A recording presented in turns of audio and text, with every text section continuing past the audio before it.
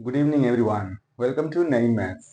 Students के demand पर class 10 में शामिल एक चैप्टर जो चैप्टर नंबर 4 है, जिसका नाम है रेक्टेंगुलर पैरेललोपाइड या क्यूबॉइड, हिंदी में उसको घनाभ बोलते हैं। ये बहुत ही इंपॉर्टेंट चैप्टर है मेंस्ट्रुएशन से, उसका बेसिक कॉन्सेप्ट्स और चैप्टर में जो क्वेश्चंस हैं उनका सॉल्यूशन साथ में आपके सामने हाजिर हूँ। तो बढ़ते हैं हम लोग। पहले बेसिक कॉन्सेप्ट हम लोग सीखेंगे, उसके बाद एक एक क्वेश्चन को हम लोग इंडिविजुअली करेंगे लोग। उम्मीद है आप लोगों को पसंद आए, तो आप लोग बने रहिए मेरे साथ। देखते हैं लोग, पहले बेसिक कॉन्सेप्ट देखते हैं। ये जो है West Bengal Board of Secondary Education, जिसको माध्यमिक एजुकेशन भी कहते हैं, या फिर जो वेस्ट बंगाल में मदरसा एजुकेशन है उसमें भी सेम सिलेबस है। उसका चैप्टर नंबर 4 है, जिसका नाम है रेक्टेंगुलर पैरेललोपाइड। ठीक है, एक अहम चैप्टर है। ये आसान भी है वैसे। देखते हैं लोग, पहले समझते हैं लोग इसका फॉर्मूला वगैरह कैसे एक्चुअली रेक्टेंगुलर पैरेललोपाइड किसे कहते हैं हम, या क्यूबॉइड। इसके अलावा इसमें एक क्यूब भी आता है, इसको डिस्कस करने के बाद उसको हम लोग डिस्कस करेंगे। उसके फॉर्मूला जो है वो कैसे बने हैं, कैसे उनको याद रखेंगे लोग, और फॉर्मूला का इस्तेमाल करके हम लोग क्वेश्चंस को कैसे सोल्व करेंगे लोग, उसको देखेंगे लोग। ठीक है, तो बढ़ते हैं हम लोग कॉन्सेप्ट्स की तरफ। देखते हैं लोग, पहले रेक्टेंगुलर पैरेललोपाइड किसे कहते हैं। देखिए, नाम से ही जाहिर है, रेक्टेंगल। रेक्टेंगल क्या होता है, जिसमें आमने सामने की जो भुजाएं हैं, लंबाइयां हैं, वो बराबर होती हैं। ये लेंथ है, इसके बराबर होता है। ब्रेथ जो है वो इसके बराबर होता है, और हर एक एंगल इसका 90 डिग्री का होता है। इसको रेक्टेंगल कहते हैं। ठीक है, देखिए ये 2D फिगर है, और यही फिगर अगर 3D बन जाए, इसमें लेंथ है, ब्रीथ है, अगर इसमें मान लीजिए कि मोटाई भी आ जाए, चौड़ाई भी आ जाए ऐसे, तो ये क्या बन गया भाई, ये बन गया हम लोग का रेक्टेंगुलर पैरेललोपाइड। इसमें क्या होते हैं, ये लेंथ है, सपोज ये ब्रीथ है, ये उसका ऊंचाई हो गया। इसमें लेंथ, ब्रीथ एंड हाइट होता है। ये एक 3D फिगर है। जैसे ही 3D फिगर की बात की जाए, इसके अंदर हम लोग वॉल्यूम निकाल सकते हैं।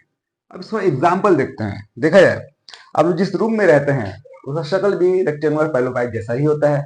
जो बुक है, देखिए मेरे हाथ में एक किताब है, मैथ्स का ही किताब है। इसमें भी देखिए, इसमें क्या है, ये लंबाई हो गया इसका, ये चौड़ाई हो गया, और यहाँ पर आप लोग देख पा रहे होंगे इसका ये मोटाई हो गया। ठीक है, ये बेस्ट एग्जाम्पल है एक रेक्टेंगुलर पैरेललोपाइड का। इसके अलावा जितनी भी चीजें हैं, सपोज मान लीजिए ये बॉक्स मेरे पास है, ये बॉक्स, इसमें भी क्या है, ये लंबाई है, ये चौड़ाई है, ये इसका मोटाई हो गया। ये 3D फिगर है, इसको ही हम लोग रेक्टेंगुलर पैरेललोपाइड कहेंगे। इसके अलावा हमारे आसपास के माहौल में बहुत सारे सामान रेक्टेंगुलर पैरेललोपाइड की शक्ल में मिल जाएंगे। जैसे कि ईंट ले लीजिए आप लोग, घर बनाने के लिए जो ईंट ब्रिक का इस्तेमाल होता है, वो भी बेस्ट एग्जाम्पल है रेक्टेंगुलर पैरेललोपाइड का। जिस मोबाइल से मैं शूट कर रहा हूँ, आपके पास भी मोबाइल होगा, आप लोग देख रहे होंगे, वो भी क्या है, रेक्टेंगुलर पैरेललोपाइड है। देखिए उसमें लंबाई है, चौड़ाई है, और मोटाई भी तो है। ठीक है, एक सिंपल सा पेज जो है, पेज में मोटाई इतनी कम है कि उसको हम लोग इग्नोर करते हैं, उसको हम लोग 2D फिगर समझते हैं। लेकिन बहुत सारे पेज को जब आपस में मिला के हम लोग बुक बना लेंगे, तो भी 3D फिगर बन जाएगा। तो उम्मीद है ये बात समझ में आ गई होगी कि व्हाट इज अ रेक्टेंगुलर पैरेललोपाइड। ठीक है, आपके सामने नक्शा है, आप नक्शा बहुत आसानी से ऐसे बना सकते हैं। दो रेक्टेंगल बनाइए एक दूसरे के अंदर। ठीक है, साइड्स को आपस में जोड़ दीजिए, आराम से रेक्टेंगुलर पैरेललोपाइड आप लोग बना पाइएगा। देखिए, इस साइड को इसमें जोड़िए, इसको इसमें, इसको इसमें, और इसको इसमें जोड़िए, ये रेक्टेंगुलर पैरेललोपाइड बन गया। बहुत मुश्किल तो नहीं है। या इसके अलावा एक रेक्टेंगल ऐसे बनाकर और साइड्स को ऐसे, चौड़ाई को आप लोग दिखा दीजिए, आराम से दोनों बना पाएंगे। ये भी क्या हो गया, रेक्टेंगुलर पैरेललोपाइड। इसमें क्या है कि पीछे वाला पोर्शन भी दिख रहा है, यहाँ पर पीछे वाला पोर्शन छुपा हुआ है। ये सामने का पोर्शन है, ये साइड का पोर्शन, ये ऊपर का पोर्शन है, अब पीछे का पोर्शन छुपा हुआ है। अगर चाहते हैं दिखाने के लिए, ऐसे डॉटेड लाइन से मैं दिखा दे रहा हूँ, कॉन्सेप्ट आप लोग का क्लियर हो जाएगा। ये है रेक्टेंगुलर पैरेललोपाइड, या इसको हम लोग क्या बोलेंगे भाई, क्यूबॉइड बोलेंगे। शॉर्ट में इसको क्यूबॉइड बोलते हैं, घनाभ बोलते हैं हिंदी में। ठीक है, उम्मीद है ये बात समझ में आई होगी। अब इसके डिफरेंट पार्ट्स के बारे में पहले हम लोग डिस्कस करेंगे, तब चलेंगे हम लोग फॉर्मूला की तरफ। तो देखा जाए, मैं इसको ही रखता हूँ, इसके डिफरेंट पार्ट्स को। आप लोग पार्ट्स को समझने के लिए कोई एक फिगर अपने सामने रखिए, मोबाइल रखिए, या कोई किताब रखिए, या डब्बा रखिए। ठीक है, सबसे पहली बात इसके अंदर आती है, पहला सरफेसेस। इसके अंदर कितने सरफेसेस होते हैं, तो before understanding surfaces, number of surfaces, we need to understand what is surface. Surface समझना जरूरी है। सरफेस क्या है, सतह बोलते हैं उसको। ठीक है, ढक्कन बोल सकते हैं। आप जिस घर में हैं, देखिए तो ऊपर छत है ना, नीचे फ्लोर है, साइड में दीवार है, तो ऊपर है नीचे, जैसे ऊपर है सेम टू सेम नीचे भी है। साइड में जैसा दीवार है, इस साइड दूसरी तरह दीवार है, और पीछे जो दीवार है, इधर भी दीवार सेम टू सेम है। इसमें टोटल सरफेस कितने हो गए, टोटल इसमें सरफेस होते हैं n+2। n means number of side of base. इसका बेस कैसा है, इसका बेस जो है वो रेक्टेंगल जैसा है, ये बात याद रखें। बेस क्या है बेटा, रेक्टेंगल है। ठीक है, बेस इसका इसका रेक्टेंगल है। रेक्टेंगल में 4 साइड्स होते हैं, लंबाई चौड़ाई, ठीक है। बेस में साइड n है, 4 है, 4+2 माने इसके 6 सरफेसेस होते हैं। टोटल कितने सरफेस होते हैं बेटा? 6 सरफेसेस होते हैं, ठीक है। कैसे होते हैं 6 सरफेस, आप लोग समझ सकते हैं। इस फिगर में ही देखिए, सामने एक है, पीछे एक है। सामने जैसा ये देखिए, ये लंबाई चौड़ाई को लेकर सामने एक हुआ ना, उसके पीछे भी सेम टू सेम है। फिर इस साइड में देखिए, ऐसे ऐसे एक फिगर सरफेस दिख रहा है आपको, सेम टू सेम सरफेस यहाँ पर भी दिख रहा है आपको, ठीक है। फिर नीचे एक सरफेस ऐसे दिख रहा है आपको, ये वाला सेम टू सेम, ऊपर भी आपको वही सरफेस दिखेगा, ठीक है। सामने वाला सरफेस को मैं कुछ किया वैसे कर दे रहा हूँ, इसको ऐसे ऐसे कर दे रहा हूँ, ठीक है। फिर पीछे वाला जो है वो भी ऐसा ऐसा है। बहुत ज्यादा कचरा हो गया, लेकिन इसको प्रैक्टिकली समझना है तो आप लोग किसी एक चीज को, डब्बे को, रेक्टेंगुलर जो डब्बा है या फिर बुक को ही लेकर समझ सकते हो, उसमें 6 सरफेसेस आपको देख पाएंगे। सबसे बेस्ट एग्जाम्पल आपका घर होगा। आपका ऊपर जो छत है वो जैसा है सेम टू सेम नीचे भी फ्लोर है, ठीक है। दोनों का एरिया बराबर होगा। पीछे मेरे पीछे जो आपके पीछे जो सरफेस है सेम टू सेम इधर भी है। फिर इस साइड जो सरफेस है सेम टू सेम इधर भी है। अगर इसको गिना जाए तो कैसे गिनेंगे हम लोग? ऊपर नीचे हो गया 2, फिर इस साइड हो गया 4, फिर इस साइड हो गया 6। तो टोटल सरफेस कितने होते हैं? 6 सरफेस होते हैं। एग्जाम्पल लेके बता रहा हूँ, किताब को देखा जाए। इस किताब में जो ऊपर है सेम टू सेम नीचे भी है, तो 2 हुए सरफेस। एक सरफेस आप ये देख रहे हैं, ऐसा ही सरफेस इसके पीछे यहाँ पर आपको दिख रहा है, तो 2 तो 4 हो गए। और एक सरफेस जो यहाँ है इसके पीछे भी वही सरफेस देखिए यहाँ पर। तो टोटल 6 सरफेस आपको समझ में आने चाहिए। 6 सरफेस होते हैं, ठीक है। तो नंबर ऑफ सरफेस कितने हो गए? 6 हो गए। Very good. ये नक्शा बहुत ही कचड़ा हो गया, इसको फिर से मैं बनाता हूँ क्योंकि और भी चीजें आपको समझानी है। बेस रेक्टेंगुलर होता है, इसलिए इसको हम लोग रेक्टेंगुलर पैरेललोपाइड भी कहते हैं। देखा जाए, थोड़ा बड़ा लेते हैं ताकि समझने में आसानी हो। इसी के अंदर एक और रेक्टेंगुलर में बना दे रहा हूँ। उसी के साइड्स को अगर मिला देंगे हम लोग तो आराम से हम लोग रेक्टेंगुलर पैरेललोपाइड बना सकते हैं। देखिए, अब इस साइड को आप इसमें मिलाइए, इसको इसमें मिलाइए, इसको सिंपली इसमें मिलाइए, इसको आप सिंपली इसमें मिलाइए, आपके सामने रेक्टेंगुलर पैरेललोपाइड तैयार है, ठीक है। इसमें पीछे वाला हिस्सा भी दिख रहा है, सामने का भी दिख रहा है, इस साइड का दिख रहा है, और ऊपर का और नीचे का भी दिख रहा है, ठीक है। नंबर ऑफ सरफेसेस हो गए। 2 नंबर बारी आती है एजेस, EDGES, एजेस। एजेस क्या होते हैं? First of all we need to understand what are edges. 2 surface जिस लाइन पे मिलते हैं, ठीक है। देख लिया जाए, इस किताब को ही लेके देख लेते हैं, या छोटा सा एग्जांपल लेता हूँ, इस डब्बे को लेता हूँ, ठीक है। एक डब्बा मेरे पास है, इसका एग्जांपल लूंगा, ज्यादा बेहतर होगा समझने में। इस डब्बे को लिया जाए, इसमें देखिए यहाँ पे एक सरफेस है ना, ये सरफेस है, और एक ऊपर सरफेस है। दोनों सरफेस इस लाइन पे मिल रहे हैं। उम्मीद है ये लाइन आपको समझ में आ रहा होगा। एक सरफेस नीचे से आ रहा है, एक सरफेस ऊपर से जा रहा है, दोनों मिल रहे हैं कहाँ पे? इस लाइन पे मिल रहे हैं। This particular line is called edge, ठीक है। यहाँ पर देखिए एज क्या है, इसको आप लोग एज बोल सकते हैं, इस लाइन को एज बोल सकते हैं। क्यों? क्योंकि सामने से एक सरफेस आया है और नीचे से सरफेस आया है, ठीक है। सामने से सरफेस आया है ऐसे, नीचे से सरफेस आया है, दोनों आके मिले हैं। जिस लाइन पे मिलेंगे उस पर्टिकुलर लाइन को हम लोग क्या बोलेंगे? लोग एज बोलेंगे। अब मजे की बात यह है, अच्छा इसको मैं डेफिनेशन लिख सकता हूं ऐसे, meeting line of to surfaces. ये 2 सरफेसेस जो हैं जिस लाइन पे मिल रहे हैं, अपने घर में आप देख लीजिए कि ऊपर देखिएगा तो नीचे से जो सरफेस जा रहा है, जो फ्लोर जा रहा है, मिल रहा है, जिस लाइन पे एक लाइन बना हुआ होगा वहां पे, उस लाइन को हम लोग क्या बोलेंगे? लोग उस लाइन को हम लोग बोलेंगे एजेस, ठीक है, एज बोलेंगे। तो meeting line of to surfaces, clear है। अब इसका नंबर ऑफ एजेस कितने होते हैं उसको देखें। नंबर ऑफ एजेस, एज कितने होते हैं, ठीक है। ये होता है 4n, सॉरी 3n होता है, सॉरी ये 3n होता है। 3n मीन्स, एन मतलब क्या समझ रहे हैं आप लोग? N means number of side of base. Base का जो साइड है, बेस कैसा है इसका? रेक्टेंगल जैसा है। रेक्टेंगल में 4 साइड होते हैं, तो 4 को 3 से खिंचाती हैं 12, टोटल इसमें 12 एजेस होंगे। अब उनको हम लोग नक्शा में देख के समझेंगे। देखिए इसमें लाइन आप लोग काउंट कर लीजिए, उन लाइन को ही हम लोग बोलते हैं एज। देखा जाए, 1, इधर 2, ये 3, ये 4, अच्छा ये 5, ये 6, ये 7, ये 8 हुआ, ये 9, ये 10, ये 11, ये 12, टोटल 12 लाइंस इनमें। उन लाइंस को ही हम लोग बोलते हैं एज। उम्मीद है ये बात समझ में आई होगी। आप लोग को ये नंबर याद रखने हैं। How many edges are there in a rectangular parallelepiped? There are 12 edges. Total 12 edge होते हैं एक रेक्टेंगुलर पैरेललोपाइड में, ठीक है।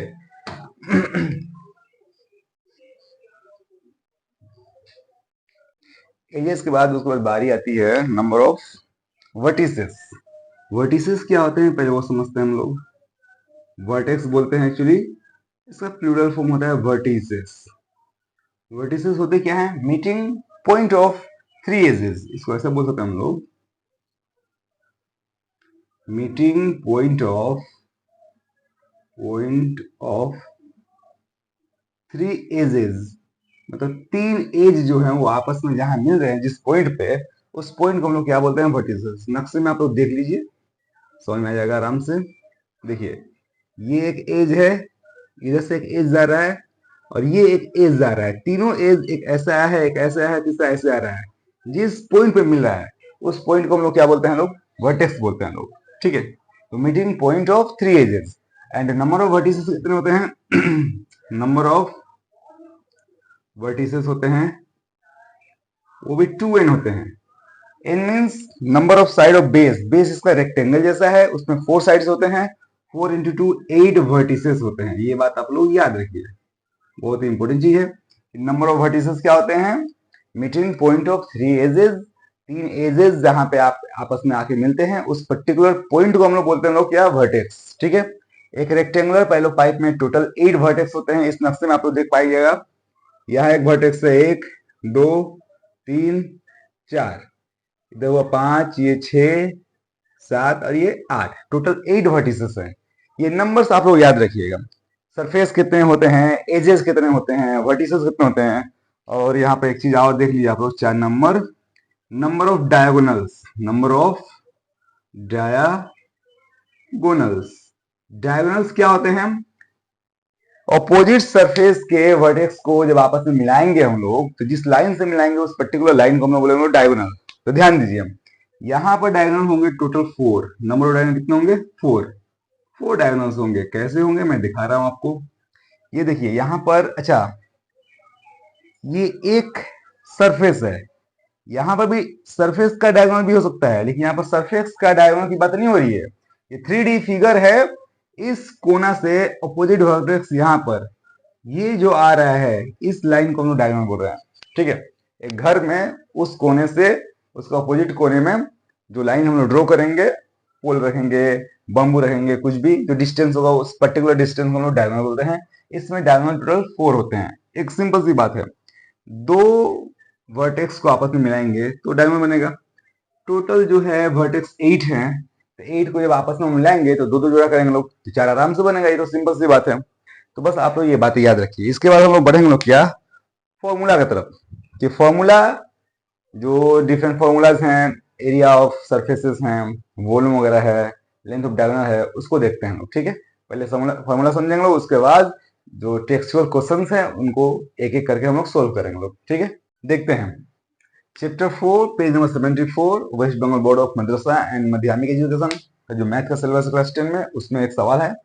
1 नंबर 2 नंबर सवाल मैं इसलिए नहीं बनाया हूँ क्योंकि वो इन्फॉर्मेशन बेस्ड क्वेश्चन है, जो प्रॉपर्टीज वगैरह है उसको रिसर्च किया गया है, कोई न्यूमेरिकल क्वेश्चन नहीं है वो। कुछ एग्जांपल्स पूछे गए हैं आपको रेक्टेंगुलर पैलो पाइप के, इसके अलावा क्यूब के, ठीक है। उसी टाइप का सेकंड नंबर सवाल भी है। देखते हैं लोग सवाल नंबर 3, इसमें कुछ न्यूमेरिकल वैल्यूज दिए गए हैं, आपको कुछ पूछा गया है। सवाल क्या है? The length, breadth and height of a room are 5 metre, 4 metre and 3 metre. एक रूम है, उसका लंबाई, चौड़ाई और ऊंचाई दिया गया है, ठीक है। रूम का जो ये होता है वो रेक्टेंगुलर पैलो पाइप जैसा ये होता है। मुझे ये बात आप लोग अब समझ गए होंगे, ठीक है। उसका लंबाई, चौड़ाई, ऊंचाई क्या दिया हुआ है? 5 मीटर ये लंबाई है, 5 मीटर, चौड़ाई जो है वो 4 मीटर है, ऊंचाई 3 मीटर है। अब आपसे कहा गया है कि find the length of the longest rod that can be kept in that room. उस घर में सबसे बड़ा लॉन्गेस्ट रॉड हम लोग कैसे रहेंगे? तो उस कोने, ऊपर वाले कोने से नीचे वाले कोने के हिसाब से रहेंगे लोग। ऊपर वाले कोने से स्टार्ट करेंगे और इस कोने तक लाएंगे लोग, यही सबसे लंबा रोड हो सकता है। इनडायरेक्टली क्या कह रहा है कि आपको लेंथ ऑफ डायगोनल निकालना है। ये बात समझ में आ जानी चाहिए, ठीक है। तो हम लोग क्या है, लंबाई दिया है कितना, लेंथ है 5 मीटर, ब्रेथ है 4 मीटर एंड हाइट क्या है 3 मीटर, सिंपली। तो लेंथ ऑफ रोड निकालना मतलब आपको डायगोनल निकालना। फॉर्मूला क्या है? L square plus B square plus H square root over, ठीक है। लंबाई कितना है भाई? 5 का स्क्वायर प्लस 4 का स्क्वायर प्लस 3 का स्क्वायर का रूट कीजिए आप लोग, ठीक है। 5 का स्क्वायर 25, 4 का स्क्वायर 16, 3 का स्क्वायर 9, 16 9 25 25 50 हो गया। 50 का स्क्वायर रूट निकलता नहीं है, इसको हम लोग 25 इंटू 2 लिख सकते हैं। 25 का स्क्वायर रूट निकलेगा वो 5 होगा, 5√2 मीटर। ये हम लोग का आंसर हो गया। बहुत ही आसान सवाल था। शॉर्ट क्वेश्चन में ये 2 नंबर या 1 नंबर के ये सवाल आ सकते हैं। देखते हैं लोग अगला सवाल क्या कहते हैं, ठीक है, पढ़ते हैं लोग।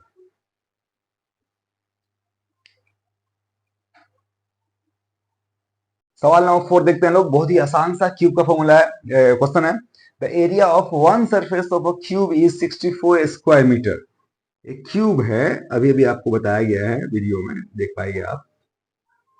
क्यूब का वन सरफेस का एरिया दिया गया है, ठीक है। ये क्यूब है, इसका वन सरफेस तो स्क्वायर है ना, स्क्वायर है। इसका एरिया 64 दिया गया है, स्क्वायर का एरिया 64 दिया गया है। तो क्या आप लोग वन साइड निकाल पाइएगा? किसका स्क्वायर है? वन साइड मीन्स एरिया मतलब क्या होता है? वन साइड का स्क्वायर। 8 का स्क्वायर करेंगे लोग, इसका वन साइड क्या निकल गया? हम लोग जानते हैं क्या कि ए का स्क्वायर मतलब एरिया ऑफ स्क्वायर, इसलिए ए बराबर क्या हो गया? वन साइड क्या हो गया? 64 का स्क्वायर रूट, इट मीन्स 8 हो गया, मीटर में हो गया, ठीक है। यानी कि इसका वन साइड 8 मीटर निकल गया। आपसे उसका वॉल्यूम पूछा है, तो वॉल्यूम का फॉर्मूला तो आप जानते हैं, क्या होता है? ए क्यूब होता है, दैट मीन्स 8 का क्यूब कितना होता है? 512 होगा, क्यूबिक मीटर बोल सकते हैं इसको, ठीक है। अच्छा को 32 512 ही होगा। ये हम लोग का आंसर हो गया। उम्मीद है ये बात समझ में आ गई। एकदम सिंपल सा क्वेश्चन है, बहुत ही इंपॉर्टेंट क्वेश्चन है, एग्जाम ओरिएंटेड है, ठीक है। बढ़ते हैं लोग अगले क्वेश्चन की तरफ। क्वेश्चन नंबर 5 देखते हैं लोग। क्वेश्चन थोड़ा सा लेंदी था, इसलिए सिर्फ डायग्राम बना के जो फिगर्स वैल्यूज वगैरह है वैसे लिख दिया हूँ। आप लोग क्वेश्चन पढ़ पाइएगा, पेज नंबर 74 में है क्वेश्चन नंबर 5। बोल रहा है क्या, मैं क्वेश्चन नंबर पढ़ दे रहा हूँ वैसे। बोल रहा है क्या कि in our Bakultala village a canal is cut whose breadth is 2 metre. एक कैनल, एक नहर खोदा गया है जिसका चौड़ाई कितना है? 2 मीटर। उसकी गहराई दी है 8 डेसीमीटर। याद रखिए कि ये मीटर में है, ये डेसीमीटर में। और उस कैनल से जो मिट्टी निकला हुआ है, वो मिट्टी का वॉल्यूम दिया गया है 240 क्यूबिक मीटर, मीटर क्यूब। तो आपसे पूछा क्या कि उस कैनल का लंबाई कितना किया होगा, ये कितना लंबा उसको खोदा गया होगा। सवाल बहुत ही आसान है। यहाँ पर आपको वॉल्यूम दे दिया गया है, चौड़ाई दिया गया है और गहराई दिया गया है, लंबाई पूछा है। उसमें सबसे पहला काम हम लोग ये करेंगे, ये मीटर में तो इसको भी मीटर में बदल लेंगे। तो डेसीमीटर को हम लोग को मीटर में कितना बदलेंगे? अगर ये 8 डेसीमीटर यहाँ पे लिखता हूँ, 8 डेसीमीटर है ना, तो उसको हम लिखेंगे क्या? 8 को 10 से डिवाइड करेंगे और ये मीटर बन जाएगा, ठीक है। क्योंकि डेसीमीटर नीचे है, उसको ऊपर जा रहे हैं, जितना घर ऊपर जाएंगे, एक घर ऊपर जा रहा है तो वो 10 से डिवाइड करके मीटर बना दिए। अब हम लोग जानते हैं क्या, ये वॉल्यूम दिया गया है, हम लोग क्या लिखेंगे लोग? Length into breadth into depth या हाइट इक्वल टू वॉल्यूम होता है। लंबाई कितना है भाई हम लोग का नहीं मालूम है, लंबाई को छोड़ दीजिए। चौड़ाई कितना है? 2 मीटर है। गहराई कितना है? 8/10 मीटर है। यहाँ से ले लिए, इसको 8 को लिखेंगे तो फिर काम नहीं बनेगा, क्योंकि वॉल्यूम मीटर में है, ब्रेथ भी मीटर में है, तो इसको भी मीटर में कर लिया। अब वॉल्यूम दिया है 240 आप लोग लिख दीजिए। अब यहाँ से हम लोग चाहें तो आराम से एल का वैल्यू निकाल सकते हैं। कैसे? देखिए, 240 है, नीचे आएगा 2 and 8 नीचे आ गया, जो 10 नीचे था वो ऊपर चला गया। इसको काटिए आप लोग, 8 3 के 24, ये 30 मतलब कट गया, 2 से काटिए 15, 15 दिया 150, 150 मीटर लंबा वो कैनल खुदेगा, ठीक है। बहुत ही आसान चीज है, एक बार और समझते हैं। वॉल्यूम दिया है, चौड़ाई दिया है और गहराई दिया है, तो लंबाई आराम से निकाल सकते हैं लोग। बस वॉल्यूम का फॉर्मूला यूज कीजिए, वहां से चौड़ाई और गहराई को हम लोग पुट कर पाएंगे। सिर्फ लेंथ मिसिंग रहेगा, लेंथ का वैल्यू इसको उधर जाकर हम निकाल सकते हैं आराम से। उम्मीद है ये क्वेश्चन समझ में आया होगा। आसान क्वेश्चन है, इंपोर्टेंट क्वेश्चन है। बढ़ते हैं अगले क्वेश्चन। एक खूबसूरत सा क्वेश्चन, क्वेश्चन नंबर 6 देखते हैं। बहुत ही आसान सा सवाल है, सिंपल सा तरीके से इसको बना पाएंगे। पहले सवाल समझते हैं। If the length of diagonal of a cube is 4√3, कि आपका डायगोनल का लंबाई दिया हुआ है 4√3 सेंटीमीटर, आपसे उस क्यूब का टोटल सरफेस एरिया पूछा है। सिंपल सी बात है, क्या दिया गया है पहले बताइए आप लोग। डायगोनल का लंबाई दिया गया है, क्यूब का डायगोनल का लंबाई, क्यूब का नक्शा बनाना वैसे जरूरी नहीं है, समझने के लिए हम बना सकते हैं। ये हो गया क्यूब हम लोग का, इसका डायगोनल दिया है इस सरफेस से इस सरफेस तक। डायगोनल का फॉर्मूला क्या होता है? a√3 होता है। a√3 का वैल्यू दिया है 4√3। सिंपल सी बात है, फॉर्मूला से उसको इक्वेट कीजिए। √3 से √3 गया, ए का वैल्यू हो गया 4 सेंटीमीटर, तो ये सेंटीमीटर हो गया। इसका जब वन साइड निकल गया 4 सेंटीमीटर, इसको कुछ भी कुछ निकल सकते हैं। इसका टोटल सरफेस एरिया पूछा है, टोटल सरफेस एरिया। फॉर्मूला होता है 6a²। फॉर्मूला याद होना चाहिए आपको। 6 इंटू ए मतलब 4 है, 4 का स्क्वायर, सोचेंगे 96, 96 सेंटीमीटर का स्क्वायर लिखिए या स्क्वायर सेंटीमीटर लिखिए, ये आपका आंसर हो गया। यहाँ वॉल्यूम पूछे, कुछ भी पूछे, हम आराम से निकाल सकते हैं, ठीक है।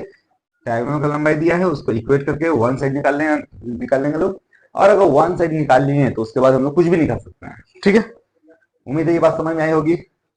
अगला क्वेश्चन, क्वेश्चन नंबर 7 देखते हैं क्या कहता है। सवाल नंबर 7 देखते हैं लोग। यहाँ पर बेसिक्स आपको क्लियर होंगे, सवाल आराम से बनेगा। सवाल क्या कहता है, the sum of the length of edges of a cube is 60 centimetre. इस क्यूब में जितने भी एजेस हैं, पहली बात तो ये है कि क्यूब का हर साइड बराबर होता है, ए मान लेते हैं उसको। अब ये ए जो है टोटल इसमें 12 ए होंगे। कितने होंगे ए? 12 ए, क्योंकि एज कितने होते हैं? 12 होते हैं, आपको पहले सिखा दिया गया है। ये ए प्लस ए तमाम एजेस को जोड़कर टोटल एजेस कितने होंगे? नंबर ऑफ एजेस 12 होंगे। ये बात आपको पता होना चाहिए। अगर ये बात आपको पता है तो झट से सॉल्व बन जाएगा।